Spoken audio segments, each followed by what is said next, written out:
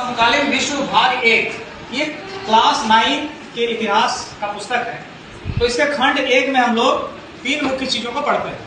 पहला फ्रांसीसी क्रांति, दूसरा रूसी क्रांति और तीसरा हिटलर का उदय। तो आज हम लोग फ्रांसीसी क्रांति पढ़ रहे हैं। तो फ्रांसीसी क्रांति 1789 में हुआ और किसके खिलाफ हुआ? वहां के राजतंत्र के खिलाफ, ठीक है ना। और स्वतंत्रता, समानता और बंधुत्व के विचार पर हुआ। तो इसके कई कारण हैं। इसमें तो प्रमुख कारण है कमजोर शासन का। यानी जब फ्रांसीसी क्रांति हुआ तो उस समय वहां का जो शासन तंत्र था बहुत कमजोर था। वहां पर किसका शासन था? राजा लुईस 16 का शासन था, जो बुर्बो राजवंश से था। और ये कहां रहता था? वर्साई के महल में रहता था। वर्साई के महल में अपनी रानी मेरी एंटोनेट के साथ भोग विलास की जिंदगी जीता था। रानी एंटोनेट ऑस्ट्रिया की राजकुमारी थी। फिजूल खर्ची वो करता था और इन लोगों को फ्रांस के प्रजा से कोई मतलब नहीं था। तो ये प्रमुख कारण था फ्रांस की क्रांति का। दूसरा कारण जो है वो आर्थिक संकट। आर्थिक संकट फ्रांस पर कैसे आया? जिस समय राजा लुईस 16 का राज्यारोहण हुआ, मतलब जो राजा बना, उस समय उसका जो राजकोष था वो खाली पड़ा था। राजकोष खाली क्यों पड़ा था? इसलिए पड़ा था क्योंकि फ्रांस ने लंबे समय तक युद्ध लड़े, बहुत सारे युद्ध लड़े। और मैं बता दूं आपको कि 1643 में, 1643 में यूरोप महादेश में अगर कोई शक्तिशाली देश था तो ब्रिटेन के बाद फ्रांस ही था।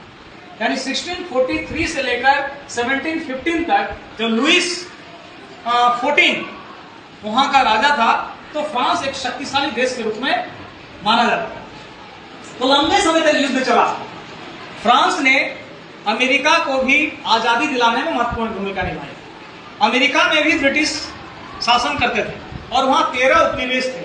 तो ब्रिटिश जो वहां शासन करते थे, अमेरिका के इन सभी उपनिवेशों को आजाद करने में फ्रांस ने क्या क्या अमेरिका का सहयोग किया ब्रिटेन के खिलाफ। और इसमें उसको और ज्यादा खर्च हो गए, यानी 10 अरब लिब्रे का खर्च हुआ। उस समय लिब्रे वहां के करेंसी को कहा जाता था, अभी फ्रांस के करेंसी को फ्रैंक कहा जाता है। और पहले से ही उस पर 2 अरब लिब्रे का कर्ज था। कुल कितना खर्च हो गया? 12 अरब लिब्रे। तो जो भी फ्रांस को कर्ज देते थे, सभी कर्जदाताओं ने मना कर दिया कि अभी आपको और कर्ज हम नहीं देंगे, एक ही शर्त पर देंगे जब ब्याज ज्यादा दोगे, 10% लगेगा। तो एक बात हुई। तीसरी बात है सामाजिक असमानता। फ्रांस का जो समाज था वो 3 एस्टेट में बटा हुआ था। पहला था कुलीन, दूसरा था पादरी और तीसरा था सामान्य वर्ग। तो उसमें क्या था? जो कुलीन और पादरी थे, पूरे देश के संपत्ति, यानी पूरे देश के 60% जो जमीन था उस पर उन्हीं का हक था। वहां के 90% किसान थे, लेकिन जमीन 60% जमीन पर किसका अधिकार था? कुलीन और पादरी का। लेकिन कुलीन और पादरी वहां पर कर टैक्स नहीं देते थे। टैक्स कौन देते थे? सामान्य वर्ग के लोग। सामान्य वर्ग के लोग टैक्स देते थे, थर्ड स्टेट के लोग टैक्स देते थे, और कुलीन और पादरी उसमें आनंद उठाते थे, मौज मस्ती करते थे।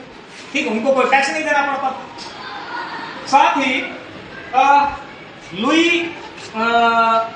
लुईस 16 के शासन में जनसंख्या में भी काफी वृद्धि हुई। पहले जहां 2.3 करोड़ फ्रांस की जनसंख्या थी, वो बढ़ते बढ़ते बढ़ते 2.8 करोड़ हो गया। 2.8 करोड़। तो अब क्या है कि लोग बढ़ने लगे, आबादी बढ़ने लगी, तो उस हिसाब से वहां अनाज नहीं उत्पादन हुआ। तो इससे क्या हुआ? लोग भूखे रहने लगे, भूखमरी का शिकार होने लगे। तो ये भी एक बहुत बड़ा कारण था। एक अन्य कारण है 18वीं सदी में एक नए सामाजिक समूह का उदय हुआ, मध्य वर्ग का। यह मध्य वर्ग समान नियम, समान अवसर और स्वतंत्रता के पक्षधर था। साथ ही उस समय चूंकि अमेरिकन रिवॉल्यूशन भी हुआ था, तो अमेरिका का जो स्वतंत्रता, अमेरिका का संविधान, अमेरिका के विचार, ये भी प्रभावित करने लगे। किसको? फ्रांस के राजनीतिक चिंतकों को। और फ्रांस के राजनीतिक चिंतकों के लिए अमेरिका का संविधान एक प्रेरणा स्रोत भी बना। तो ये मुख्य कारण थे जिसके कारण फ्रांसीसी क्रांति हुआ 1789 से लेकर। उसके बाद ये जो क्रांति हुई, इस क्रांति का असर न केवल फ्रांस में बल्कि यूरोप महादेश के कई देशों में हुआ। यूरोप महादेश के कई देश फिर धीरे धीरे फ्रांस से प्रेरित होकर स्वतंत्र होने लगे और पूरी दुनिया में भी फ्रांसीसी क्रांति का असर हुआ। ठीक है।